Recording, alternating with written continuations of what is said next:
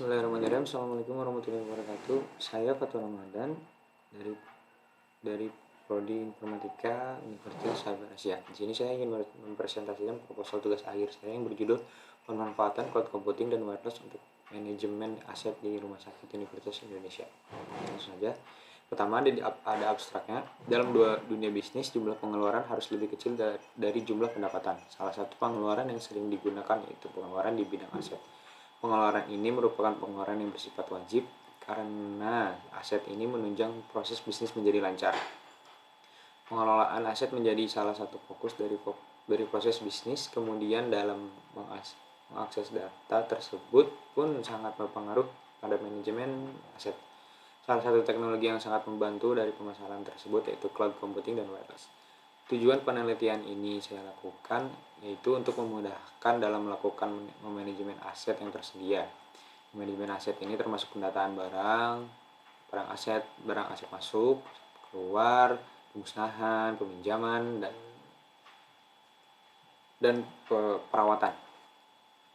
Penelitian ini menggunakan metode survei di lapangan, wawancara, dan permasalahan yang terjadi dan kesulitan apa saja yang ada saat melakukan manajemen aset menjadi ide utama untuk membuat solusi dengan teknologi yang ada, yaitu cloud computing dan wireless. Kata kuncinya adalah cloud computing, wireless, dan bisnis. Oke, langsung saya ke bab pertama, bab 1, yaitu pendahuluan. Untuk manajemen aset di Rumah Sakit Indonesia ini masih dengan cara manual seperti menginput di file Excel yang ada, lalu di save kembali ke sharing folder. Pencatatan aset ini sangat berpengaruh untuk proses bisnis ke depan. Berdasarkan uraian yang telah disampaikan, maka penulis tertarik untuk menganalisa dan merancang sebuah program yang berfungsi untuk membantu manajemen khususnya data aset dan kemudian mengimplementasikan program tersebut. Jadi di sana tuh saat di tempat penelitian tuh ada manajemen aset yang agak kesulitan untuk melakukan pendataan dari sisi user yang menggunakan seperti kayak teknisi yang kalau misalkan teknisi itu melakukan pemasangan baru, pemindahan barang dan sebagainya, dan atau mungkin mengupdate kondisi dari barang, itu teknisinya sangat kesulitan untuk mengupdate datanya, sedangkan data tersebut itu sangat dibutuhkan oleh penanggung jawab aset untuk laporan dan berpengaruh pada keuangan. Jadi inti permasalahan yang ada di sana itu yang pertama ada informasi apa saja yang dibutuhkan untuk manajemen aset, lalu kesulitan apa saja yang dihadapi saat memanajemen aset, dan bagaimana cara untuk memperubah manajemen aset tersebut. Tujuan dan manfaat penelitian ini adalah yang pertama tujuannya mempelajari dan menganalisis informasi mengenai manajemen aset di Rumah Sakit Universitas Indonesia. Yang kedua, mempermudah dalam proses pendataan aset yang meliputi pemindahan lokasi, kondisi, pemusnahan, dan peminjaman. Yang ketiga, merancang sistem pengingat untuk aset dengan kondisi pinjaman atau dipinjam ketika sudah habis pada masa peminjaman. Lalu ada manfaatnya bagi tempat yang diteliti. Diharapkan laporan tugas akhir ini dan aplikasi yang dibuat laporan ini membuat manajemen aset sebelumnya manual menjadi lebih efisien dan lebih terdata secara rapih.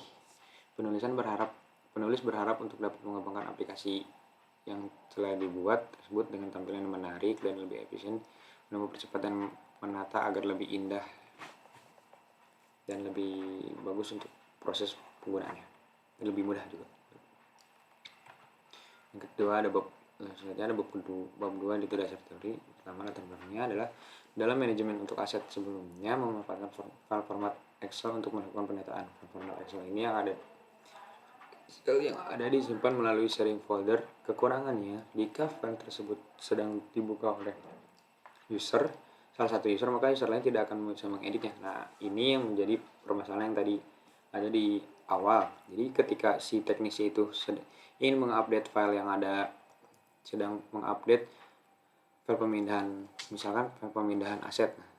Ketika ada orang yang sedang membuka file aset itu, berarti si teknisi itu tidak bisa mengupdate file tersebut kecuali melakukan save as dengan file yang lain, file nama lain. Lalu ketika file sudah update, misalkan Excelnya udah update nih. Nah, file baru yang ada tuh jadi kayak mereplace gitu, menggantikan file yang sudah lama. Jadi kayak kita jadi masalahnya jadi kita nggak tahu mana yang terupdate itu filenya. Soalnya sama, nanti malah menjadi nama misalkan file asset update, file asset paling update gitu. Jadi membuat penyimpanan menjadi penuh.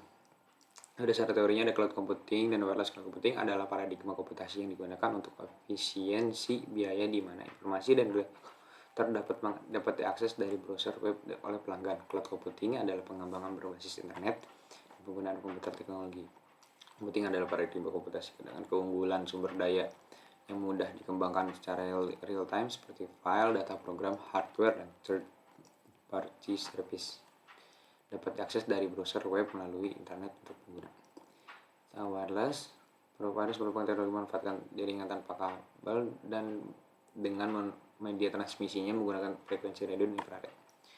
Lalu bab ketiga ada metodologi. Metodologi yang dilakukan adalah pertama kita melakukan pengamatan. Untuk pengumpulan data penulis kita menggunakan pengamatan langsung di lapangan, jadi real time gitu. Jadi kayak misalkan masalahnya tuh ada apa aja di lapangan tuh lah, jadi langsung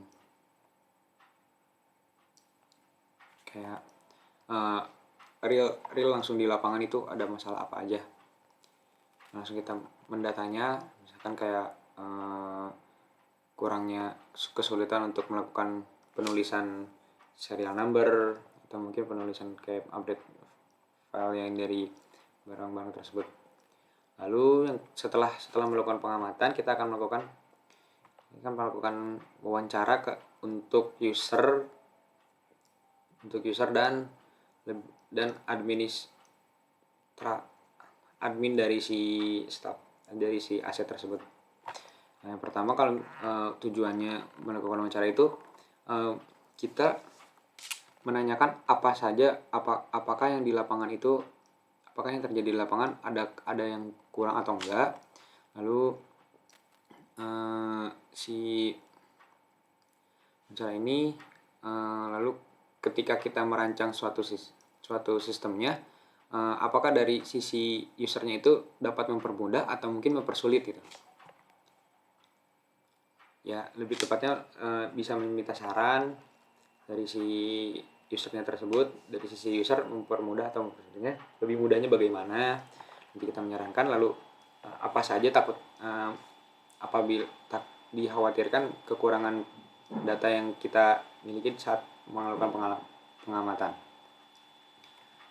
Oke, selanjutnya ada jadwal penyusunan tugas akhir. Yang pertama dimulai dari minggu pertama April. Di minggu pertama itu kita melakukan konsultasi ke pembimbing, lalu meminta izin kepada rumah sakit ke tempat diteliti itu tersebut. Lalu selanjutnya minggu kedua pengumpulan data sampai minggu keempat. Minggu 4 diselingi dengan wawancara. Pengumpulan datanya wawancara di minggu pertama Mei. Dan selanjutnya ada perancangan model alur. Lalu data entry. Data entry itu perancangan model alur, kita merancang si alurnya bagaimana. Lalu setelah wawancara udah fix nih, kita langsung bikin perancangannya. Setelah jadi perancangannya, maka kita akan melakukan revisi, apakah ada revisi dari si usernya tersebut. Kalau tidak ada, kita lanjut ke data entry. Data entry itu kayak kita memasukkan database data-data yang sudah ada di file-file Excel sebelumnya. Kayak misalkan ada barang monitor itu ada kondisinya ada apa aja, misalkan ada serial numbernya dan sebagainya. Lalu setelah melakukan entry data, kita melakukan uji coba dari aplikasi tersebut selama 2 minggu. Setelah itu, jika ada revisi atau mungkin problem, kita merevisinya selama 3 minggu. Setelah oke, revisi semua selesai dan tidak ada komentar apapun, itu akan dilanjutkan pengimplementasian program yang sudah kita buat.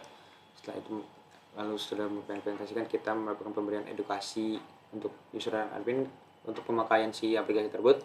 Setelah melakukan pemberian edukasi selama seminggu, diakhiri dengan pembuatan laporan tugas akhir sampai ke November. Oke. Lalu di sini daftar pustaka yang kita cari untuk sebagai media referensi kita membuat jurnal tersebut. Siap. Oke, terima kasih. Sekian yang dari presentasi saya. Mohon maaf apabila ada kesalahan. Assalamualaikum warahmatullahi wabarakatuh.